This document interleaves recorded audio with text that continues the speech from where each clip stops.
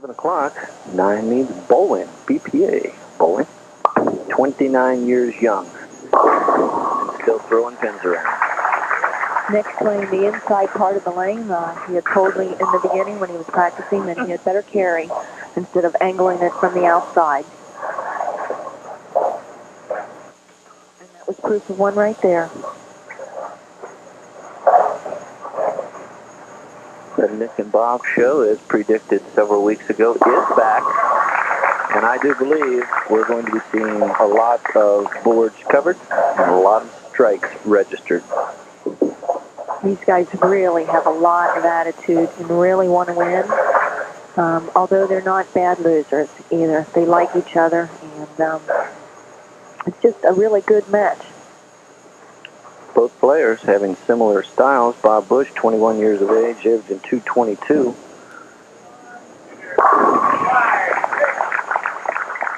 And a double registered for Bob Bush to start out with. And just to the left of Bob's shoulder, to the right of your screen, we just saw half of Mr. Schiller's head. And he has brought with us today a couple of cars to give away.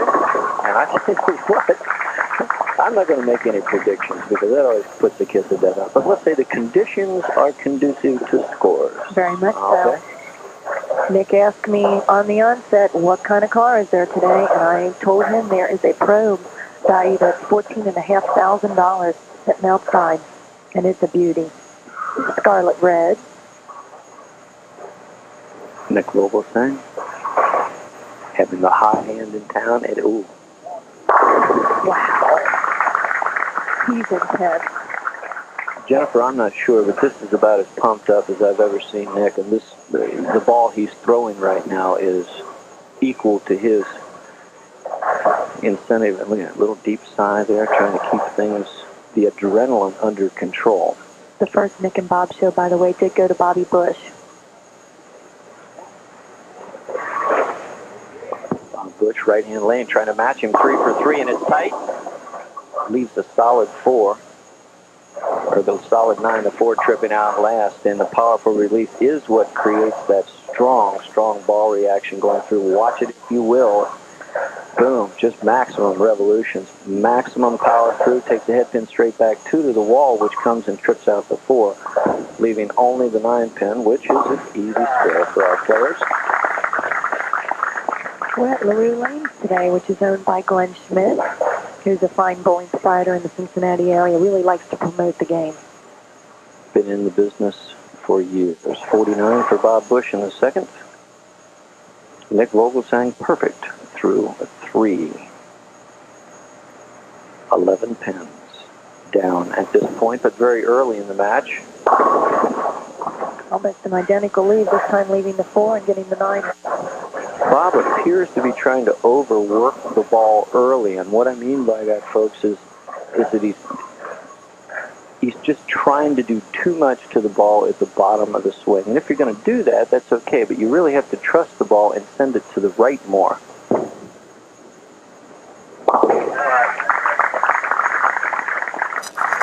Okay, Nick with the first 3. He'll be up in the 4th frame on lane 14 here at LaRue Lane.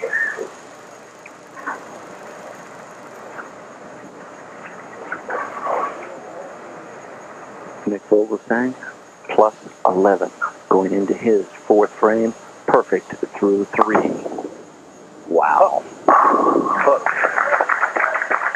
He said hook. I'm not sure he really has to talk to his ball if he has to, because this release is going to bring the ball back anytime you want. Watch the cupped release. Watch the thumb and the rotation of the wrist. My goodness, going around that ball. No deflection.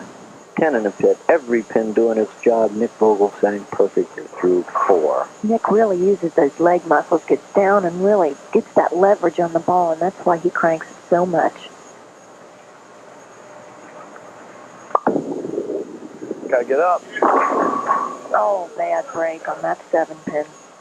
Wow. Nick said it's got to get up, and it didn't get up quite enough, utilizing the area to the right. And I think it was a couple weeks ago, Jen, I alluded to the fact that the big ball player, it was surprising that they don't use more shots to the right. there you see him making a bad shot, but still getting a 9-pin count out of it rather than a big split.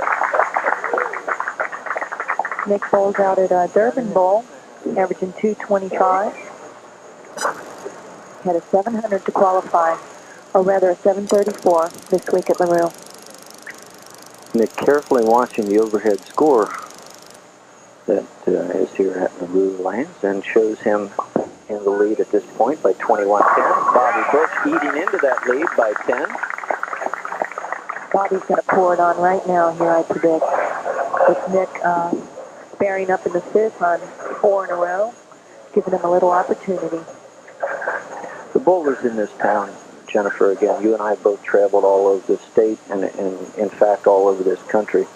I don't believe we can pick another city where we have to take a back seat to anyone. Absolutely not. And we'll issue the challenge to anybody who thinks so. Bring them on down. And that might be in the offing yet. We may have, in fact, something in store for Cincinnati later on in this year. But for now, Nick Vogelgesang and Bobby Bush are going at it hammer and tong, if you would. This man, 11 pins in the lead. How did it hit? He's got to tell it to hit. Holy mackerel. Whew. We've talked about 10 in the pit before. That was absolutely 10 in the pit. As quick as you can clear the deck, it's there. There may be 10 of them out of the pit, too, going through the deck. Which brings up the point that in practice, before we started on lane 13, Nick was bowling. He sent a pin out of the area into lane 12, and I have never seen that happen. Talk about hitting. Andy Verapampa used to do it. Yes, he did. Nick Vogelgesang, the only mistake coming in the fifth frame, leaving the ball wide. Watch this one, folks. The release, the cupped release. Come on, hit, and it comes through, and it does hit, Nick. Yes. He likes it. Watching the game on our overhead monitors also.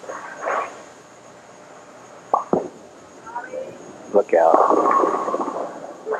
Again, cutting the ball, not so much short, but rotating around the ball early at the bottom of the swing, and it's just not working.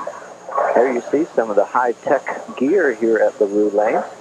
Overhead scoring, computerized scoring, and in addition to that, we're even feeding in our programming to some of the overhead monitors for some of the crowd that aren't quite in the right angle to see what's going on. These automatic scores are really nice, especially for those of you out there that want to take your family bowling but don't know about the scoring and how to do it, but want to get a right type of score. So head on out to LaRue. That's right. LaRue has it. Several other BPA houses have it or have plans to put it in. And BPA, the bowling proprietors of Cincinnati, are the people. Look at that one. Messenger, here we go. The BPA is where bowling makes you have a good time. And watch the head pin center your screen. You want to have a good time. Center your screen, left wall, come across, and that's a karate chop that 10-pin out of there. Does it intimidate Nick Vogelgesang? Solid 10. Off of a double. A great shot, too. The only one going a little wide on Nick there in the fifth frame. Still getting a 9-pin count out of it. Nick has improved his spare shooting quite a bit in the last few years, so this 10-pin going across lane should be no problem for him, and he maintains a 21-pin lead. 2 frames to go. I'd like to congratulate Regina Snodgrass, 645 this week.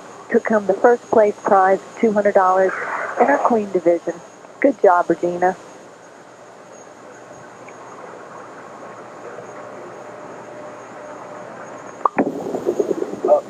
Hold. That's me. Quick again.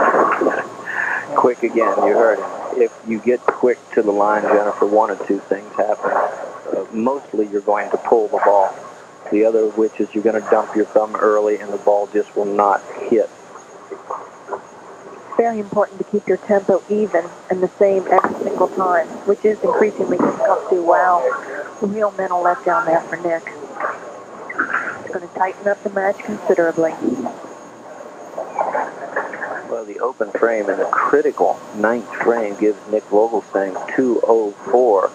Bobby Bush is control of his own fate at this point. Should he take it out, he has the potential of 247. The best Nick Vogelgesang could come up with would be 234. Going to have to start here. One of the come-from-behind victories that we're used to seeing here on King of Bowling. It may not be in the offing yet, but Nick Vogelgesang is still shaking his head over what should have been a relatively easy spare and missing it badly. How often does the pendulum swing from one to the other, Jen? Seen it too many times myself. Both ways, for me and against me. Big shot here. Bobby Bush needs this one to get in the driver's seat. Oh, wow. Unbelievable. In the crucial 10th frame, he trusts the ball and gets a bad break with a light shaking 8-10. Now, what are you going to do here, Jen? You're just going to max out and go for it? I think I'd get one. There you go. Because one will count two because he's on a strike. That's right. The smart move. A lot of players at home would let their emotions carry away and try to throw hard and make it. At this point, he finishes out with 223. What this does is makes Nick Vogelgesang register 20 pins in the 10th frame for 224. A strike and a spare, or a spare and a strike? He said it was close, Nick, and you were right. Close enough for a solid 8. The situation is this. He needs a spare and then a strike to win